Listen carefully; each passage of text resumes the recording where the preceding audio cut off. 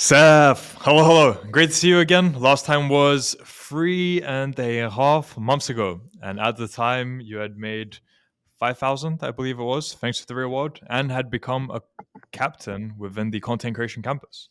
Yes, So sir. that was a very brief rundown of before. How has everything changed? Let's start monetarily. Any new news there? Yes, so there's been a lot of change actually, right? So as we've said, I was a captain inside of the AI plus content creation campus inside of the real Was? world. And I made my way up there. I made a lot of good contacts and my professor, the Pope, he contacted me some other big G's, and got me in contact with them. And now I'm using my skills in content creation, filming, photography, copywriting, all these things that I've learned from the real world to now be making money and working for this G and his companies and all these kind of different things. Ah, well, well, well. What do you know? The skills you learn all come together in perfect unison to make you a very good, would you call it marketer? Full stack marketer? Yeah. We're actually starting a social media company. So that's one of the things that it can really help do. Okay, I see. Now, you know what I want? I want you to give me a breakdown of how long did you invest into each of the skills you listed, roughly, if you were roughly to take a guess, just to test the proficiency of each skill. Yeah. So copywriting is the one that I'm mainly skilled at. I've Hmm. probably spent probably a year and a half building that skill. So that's like my main one. I know that one very in depth. I also know a lot of sales techniques. I mean, you can learn that through a lot of things of the real world, but also external things like YouTube and books and stuff like that. That's probably a year also, and I've always practiced selling and stuff like that. Another is the now CC plus AI, so content creation, right, in AI. That's probably about, I would say, 6 months. Editing, filming, those kind of things. And then AI is still, it's kind of a new thing, so that one's still not as, it's kind of probably 2 months to 3 months. I'm still learning that a lot. Same thing with content creation. I'm still getting into filming, still getting into photography. That's a big skill you got to learn. There's a lot of in-depth things to learn about it. And then also another really big skill that I've learned that's actually a lot has come from the real world is management, is being able to manage people and how to deal with things and how to talk to people and how to be confident in these kind of things. And I'm actually in a lot of managing roles now. I have employees under me. I have to take care of them. I have to do things. I have to, direct them and stuff like that. And you learn a lot of these skills, especially when I was a captain, right? When you're a captain, you're in a leadership kind of role, and it kind of prepares you for things like this. So it's kind of a perfect thing if you make your way up inside the real world. It's perfect for application outside of the real world into the actual real world, right? To kind of take yourself up there. Well, when you said a lot of changes, actually true. In just three Yes. and a half months, all of that already. Okay. Congratulations. Again, awesome to hear that. Yes, sir. Now, okay, let's go with all those skills you've acquired. Can you go more in depth on specifically what you do for the client that you got through Pope? Yeah. So there's a lot of different things I do, right? I literally probably have 4 or 5 different income streams. So one, I just manage different companies that we work for. I'm not going to tell you exactly what we do and things Mhm. like that, but we have locations that we have markets around the United States, and so I manage like 3 different locations around the United States, and so I just manage that all usually from remote from my computer, and then that's one. Another thing I do is I manage all his social media stuff. I'm also his like personal photographer, videoer. Like I'll follow them around if we're at events and stuff like that, and I'll record events, take pictures, stuff like that. Do all the social media posts, edit them, post them on the social media, all that kind of stuff. We're also going co-owners, me and him and another G, in a social media business, and then we'll be getting clients. Planning events for them, doing all their stuff online. Taking videos of them, photographs, posting on their social media, and managing all that in the back end. And then, yeah, I just do odd little jobs here now and then with him, and that's how I make some extra money on the side. Mhm. And in total, with those all the things put together, would you be comfortable revealing how much you're making? Yeah, so of course it's not high yet, right? It's still in the works, still getting there. A lot of things have to be built out, like the social media company is not really up and running quite yet, and there's a lot of things that still have to get up there. But right now, I'm currently making about 2K to 2.5 to 3K a week, so around there, right? So 10K at least a month. So that's. I mean, I'm only 19 years old, and a lot of people don't make that kind of money till they're 30. ish. So Right. that's a pretty good thing, and it's really cool to do. Um, yeah, it's really cool. It's kind of surreal, honestly. And a testament to your work ethic because, again, just 3.5 months ago, I think your total was 5K at the time Yeah, from when you joined the real world. And now you're making 10K a month. So, yeah, again, clearly a lot of work went into that. It's not yeah, just something that happens overnight. yeah. Of Right. course. Okay. Now, we've talked monetary aspect. Now, 3.5 months for someone who's constantly working on themselves and improving is a lot of time.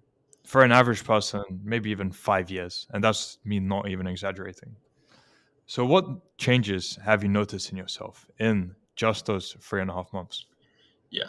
So one of the biggest things I've realized, and this is like really something that really opened up to me, was when I got this opportunity, I had to like take a lot of risks. Like I was going to get flown out to across the country to meet this G, to like do things like go record events and stuff like that. And I had no idea who this person was. They didn't know hardly who I was. We were just taking a risk.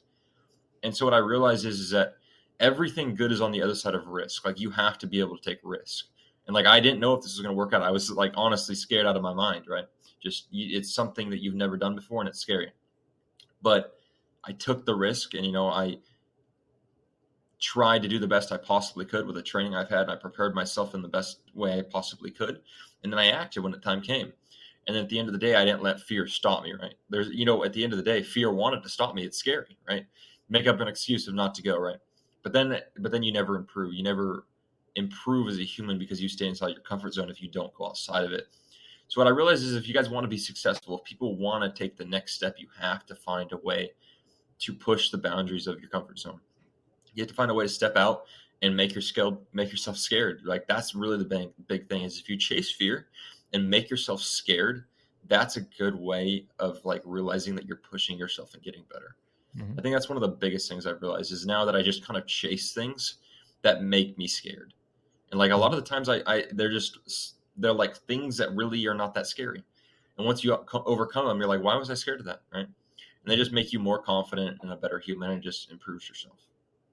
Okay. Yeah, I see it in a similar way.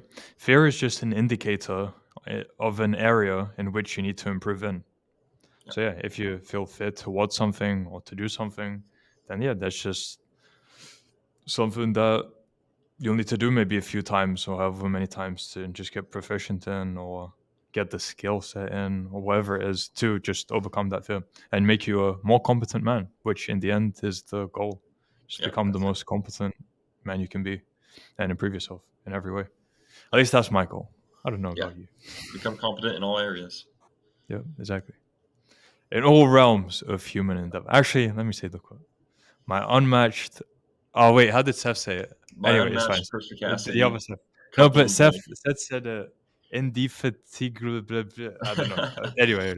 All right. My unmatched perspicacity coupled with sheer indefatigability makes me a fit opponent in any realm of human endeavor.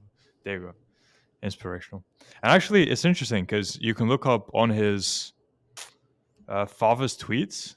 The father actually writes it quite a bit differently, but Andrew really made it succinct and just flows a lot nicer when you say it. But there is a different version from his father on Twitter that you can find. Random note. There you go. I'll have to go look at that one day. All right. Then we have physicality. I'm sure that's been improving, right? I presume you've been training, or It have you been the, lacking? the only I have been training up to the point where I moved, right? And then I'm living with some other G's because I'm trying to get an apartment. And then we're traveling all over the place. Like it's been nonstop, you know what I mean? So it's like sometimes I'll be training, try to go train at 3 o'clock in the morning, and then you got to go to bed right after and then wake up 6 hours later. So I haven't been as much as I would like to be, just simply because everything's so all over the place and like kind of war mode, getting everything settled. But I'm going to be getting an apartment probably next week, this week coming up, and then we have a gym there. We'll be more situated, and from there on, I'm going to start training every day again. But right now, it's just all over the place, trying to get everything settled. But yeah, it weighs on me because I like to train. It's one of my favorite things to do, and so it's an aspect of my life I'm missing right now. All right. Makes sense. Okay. Yeah, And for some perspective, and maybe for some and gratitude from your end as well. How different is your situation now compared to a year ago? So we have a decent idea of what everything's happening with you now. But yeah, a year ago, what position were you in? Yeah, so it's October now. So a year ago, I was back in California, living with my parents still, just grinding in copywriting. I'd only been in the real world or back then Hustlers University for probably about 3 months, 2 months around there. And I was just grinding, trying to get it. I didn't have a win yet. I didn't have any wins yet at all. And I was just grinding, trying to improve. And it's crazy what can happen in such a Mhm. short amount of time. Alright. If you guys really just put your mind to it, it's really crazy. Mhm. That's quite a common theme, as you'd imagine, Yeah. that Yeah. people, again, who actually put in the work in just a year, it's a huge life trajectory change. Could you have, I wonder, could you have imagined your current situation a year ago? What were you thinking for yourself back You then? know what's crazy is that I feel like I would always get rich somehow, but I didn't think Mhm. it's weird because I didn't think it would happen in this trajectory. Like I still use my copywriting in some ways, right? But copywriting was just the skill that got me into certain places, into certain Mhm. rooms that then allowed me to meet certain people that would make my way up, right? So I always thought like I'll make it somehow. Like if as long as I never quit and I just keep trying every single day, I'll make it somehow. It's just weird that it's kind of happening this way. It's a lot different than I expected it to work out. And Mhm. so yeah, that's another thing I recommend people is that don't force your way through a certain path, right? If you're going to be a drop shipper and managing social medias comes up as your way forward in a big company or something like that, right? Don't just necessarily turn that down because all you want to be is a drop shipper, right? Because that's all you can see yourself being successful as. There's a lot of different ways to be successful, and if it happens to go to a different avenue, take it. So Mhm. that's something I learned. Right. There's a balance there though, because some people might say, shiny Yeah, object syndrome or whatever it is. And yeah, just go next thing, next thing, next thing. But yeah, there yeah, needs to be a better opportunity than what you already have. And you exactly. know that it 100% will be a better opportunity. Yeah, And then for sure, just commit to it. That's what I've yeah, been doing my whole life at this point. I yeah. was Just don't studying go from. artificial intelligence and robotics in uni, and look at me now, Uh, doing nothing at all with that. Just yeah, completely different things. But yeah, again, it's just because taking opportunities as they come. yeah. And what were you saying? I say, yeah, exactly. Don't just hop from one skill to another because they're not Mhm. working out, right? Don't Yeah. do that. But yeah, Okay. Then you've been in the content creation campus since the beginning of it, right? since day one, yeah. Okay. Let us know. What have you seen in terms of evolution of the content creation and AI campus since day one up until now? Well, day one, it wasn't even the same campus. It was the UGC campus. So that's the user generated content. That's what it was originally was when I brought it on, and it was on day one. And then it changed, kind of halfway through to the content creation plus AI. And there's still UGC sections in there. But yeah, it's totally grown out. Like when the campus first started, there was Pope, and then there was me, and then like three other captains, maybe two other captains, right? There was like five of us, six of us on the team. And now there's like 25, 30 people on the team of that campus. I mean, it's just crazy. I did an interview. I think I got back on an AMA with Pope on the campus. I think it was 2 days ago, or maybe it was yesterday. Yeah, it was yesterday. That's how you can tell how Yeah, yeah, fast yeah, I time goes completely. by. Um, yeah, yesterday, and it's just crazy because I'm still in TRW. I still go back and I look at lessons and stuff like that, and I'm learning how to talk with the students, but I'm not nearly in there as much as I was. And you go back in, and it's just crazy how much stuff is changing. It's just there's so much info in there, and honestly, I think content creation and AI is really the future because content creation, everyone wants a social media. Everyone wants to have an online presence. And that's one of the main things the world is going, and everyone's going to want that eventually. Every business is going to want that eventually. So that campus, I think, is really a gym, and it's going to really blow up in the future. And yeah, Pope's doing a great job. The team's great. Yeah, I love those guys. Awesome. Yeah, 100% agree with that as well. Yeah, Pope's been helping me with getting interviewees as well. So very good for him. Even though it's just he's going out of his way to do so, he just wants to help however he can. Just a great person. And something I've realized is when he gave me advice before for some things to improve on camera, it took a while for me to implement it, but he's always right. Whenever he Yes. tells you to do something, it's always right, even if you don't realize short term. Yeah. Agreed? I'm sure. Yes, Pope's one of my biggest mentors. Me and him still talk a lot, and I'm always asking him questions, and he's helped me a lot. Right. I would like to follow up on that. In terms of who has had the biggest impact on your life, it could be a few people. Who would you say that would be? So yeah, so I'll just first do family. Well, there's one person throughout family that I'm not going to name, and it's a very good G that he helped me through a lot of things in the past when I was going through harder times. Really shout out to him. I'm not going to name him, but he was a great influence on me. And of course, my father, my grandfather, both of them on both sides, and they were big helps to me. And then inside of kind of like the real world and the money sphere, of course, Tate, a lot of things from him.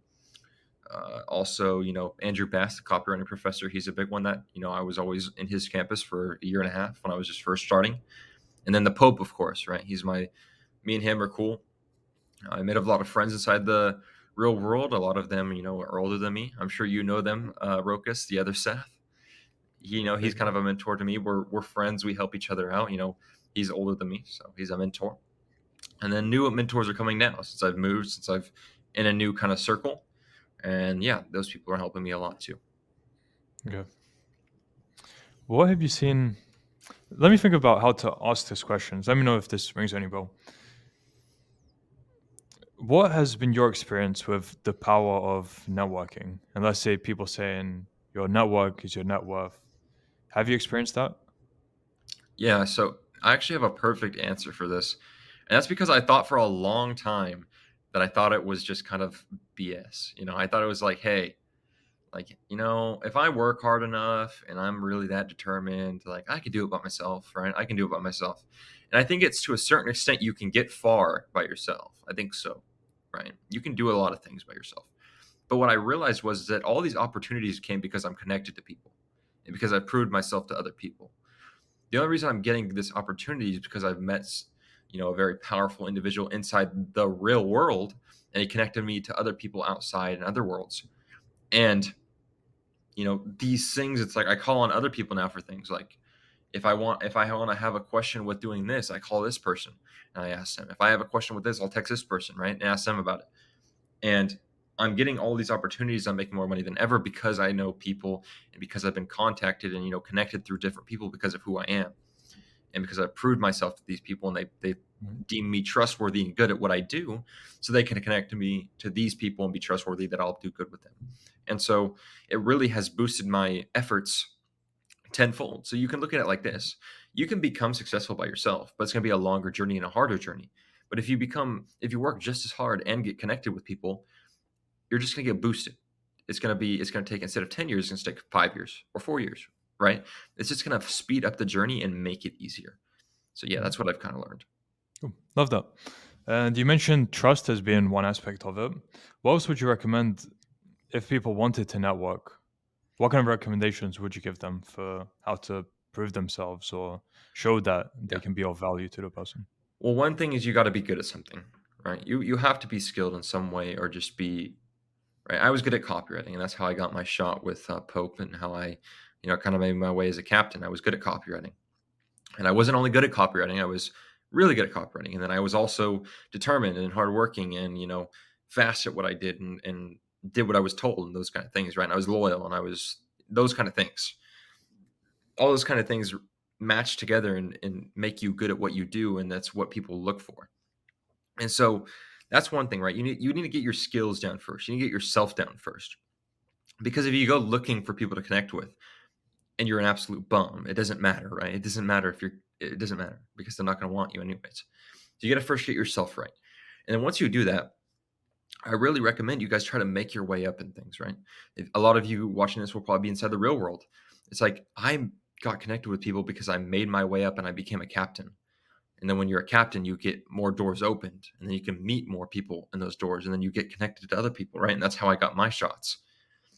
And for me, that's how it worked.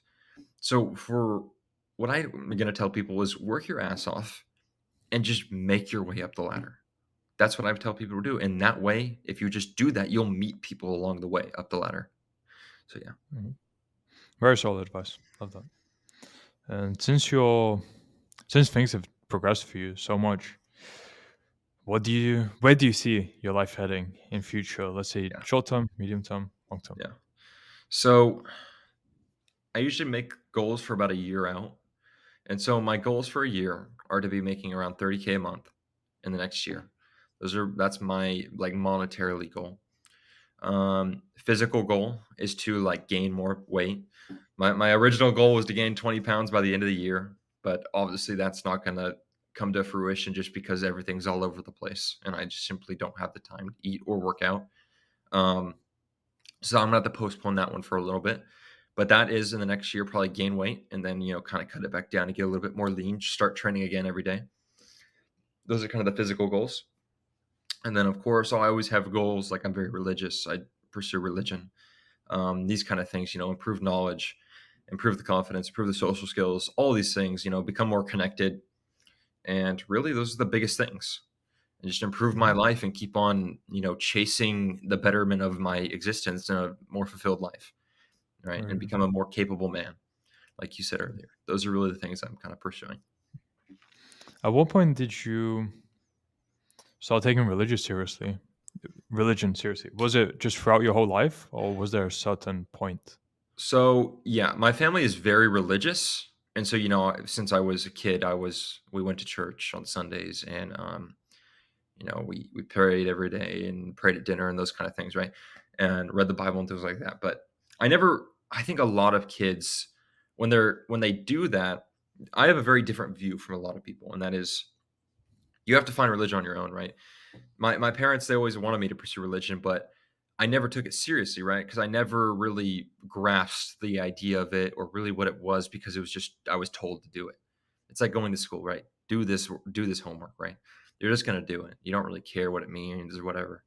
And so that's how I kind of looked at religion for a long time. And then when I was younger, I went through a really hard time. I don't know if we ever if I've even shared this on your interview. I don't know if it was probably on the first one, but I went through a really hard time in my period from the age of 13 to about 18. So that was about a year ago. Still going through some of it now. And that I kind of got mad at religion, kind of got mad at the world because all this stuff was happening to me. And I kind of lost it for a while. And then probably about a year and a half ago, I started getting back into, thinking, I'm a Christian. So that kind of thing. And yeah, my relationship with God has gotten a lot better just throughout that because I simply have gratitude. I'm thankful for all the things I have. And it gives you a lot different perspective and, makes life a lot better once you pursue that. Mhm.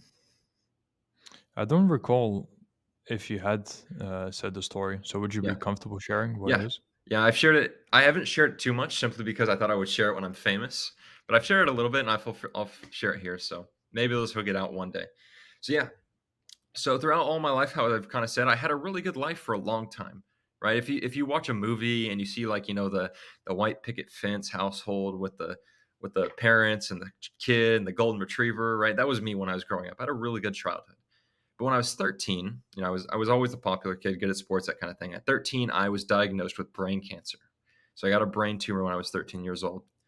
And so I did that. I got sick for a long time. I had two surgeries and pretty much I just kind of got let it get to me, right?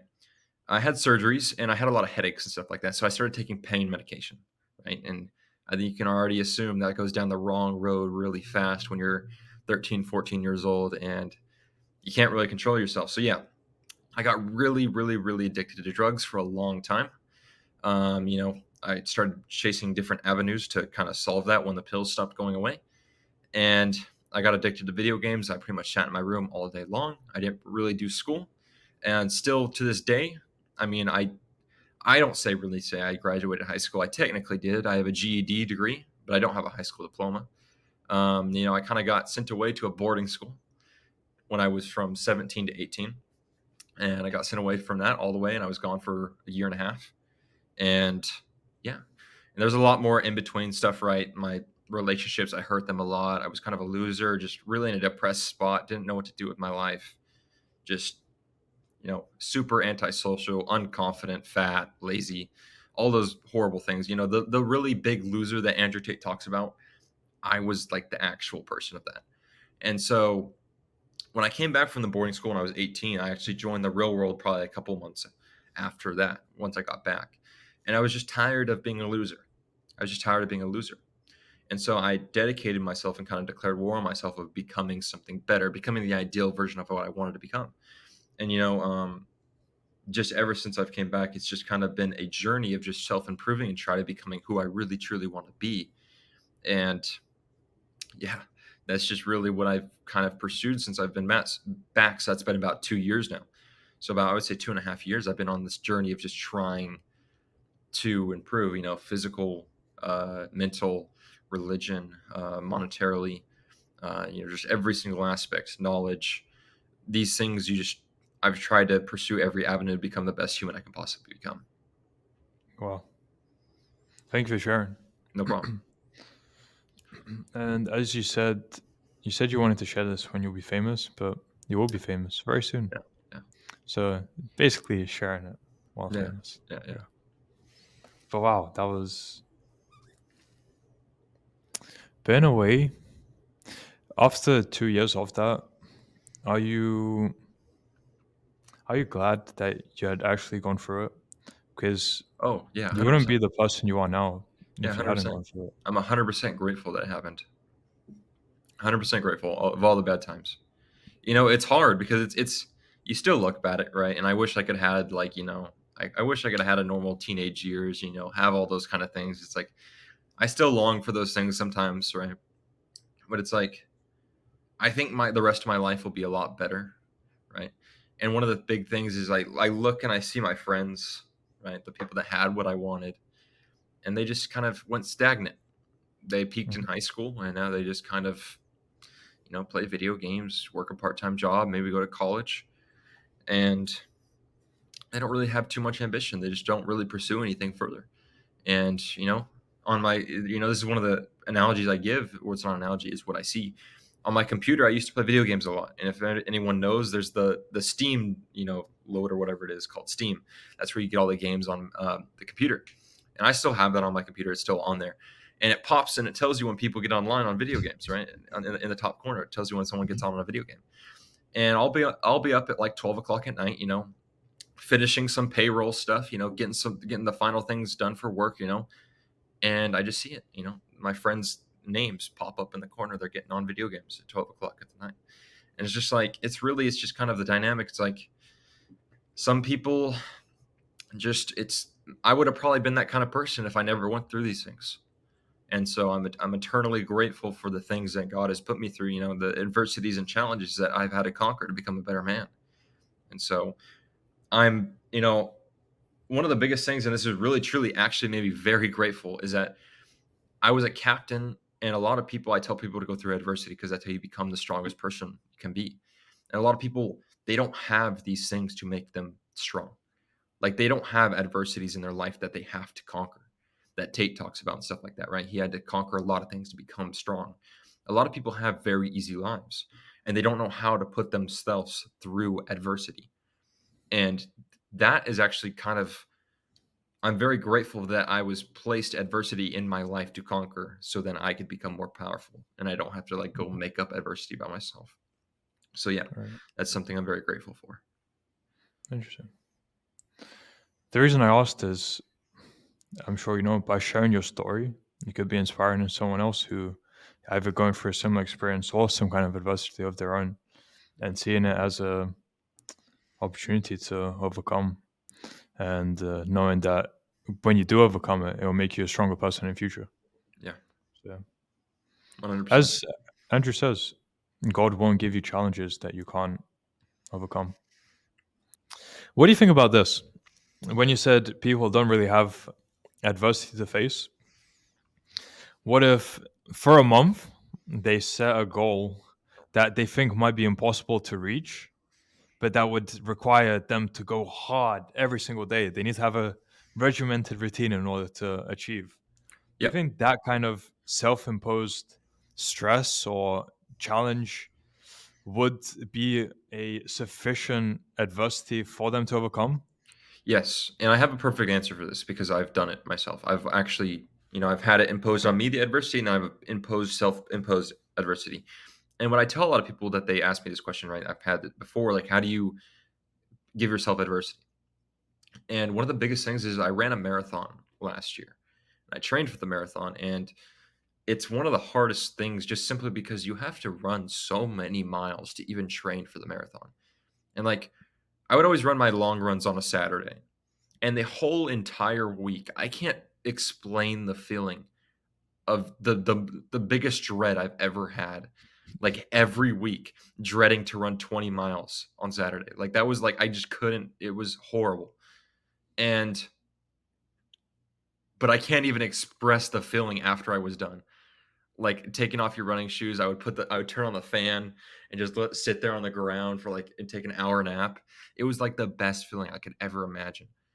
And that kind of self-imposed adversity is made me stronger, and it's really I'm very grateful. I hate running now. I hate it. But I hate cardio because it's just I hate it. But it was great to do, and that's like something yeah I think people could do is just self-imposed adversity, things like that. I mean, a marathon's difficult. Do something like that. Hmm. Agreed. That's one of the reasons why I decided to go into war mode as well this Yeah. month. Just minimum 3 interviews a day, along with other work. I'm gonna start something else as well. As of yesterday, we'll see how that goes. So just yeah, doing as much as possible because I can see myself evolving and changing as a person as well, just through that strict routine and focusing just on work. It just yeah, it changes you as a person, even in that short of a time span, which I love, and will continue to do so because of that. But yeah, marathon for 20 miles each Saturday. Damn, Yeah. I can imagine the dread for that. And Oof. 3 to 6 miles every other day. An additional. How long was training for that? Until I you done the marathon? I trained. I started in like June, and it was in December, so about 6 months. It's quite sufficient preparatory time. Yeah. Because a few people start like a month before, thinking they'll be able to prepare for Yeah, it. yeah, yeah. And of course, I didn't start like running 20 miles at the very beginning, right? Yeah. You make your way up, but like probably about a month and a half, 2 months before, I was running, 40 miles a week. So Mhm. it's very. I mean, at the end, like your body's so broken down, you don't want to do anything. So yeah, Okay. Well, it was a great catch up, Seth. Thank you for sharing. The time just flew by. yeah. Again, didn't realize that it's been over 5 minutes now. So to wrap everything up, a question I asked you previously as well. You can give a same answer or a different one, whatever you want. For people who are unsure about joining the real world, because you're a paid actor, they're gonna get scammed for $50 in that month. What advice do you have to them? Hey, over a year and a half ago, or about a year and a half ago, I joined, and I didn't make money for about 3 4 months. And okay, I lost $200, right? I lost $200. But now I make $10,000 a month, and it's all from the real world. So I mean, I this month I could probably pay for the real world for another 5 years, maybe more than that. And so I mean, hey, pick your poison. Spend $200 maybe and don't make some money for a little bit, or just be a loser forever. Whatever one you guys want to choose, I think the answer is quite simple and quite easy to pick, but that's up to you guys at the end of the day. So yeah. All right. Okay.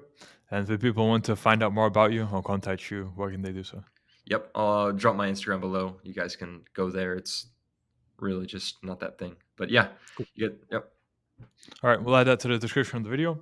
And yeah, Seth, great catch up. Thank you for sharing your story and giving insights into what you're doing. Look forward to, again, another one in future, see how things are progressing. Because again, so many things ahead. So it will be interesting to get it documented.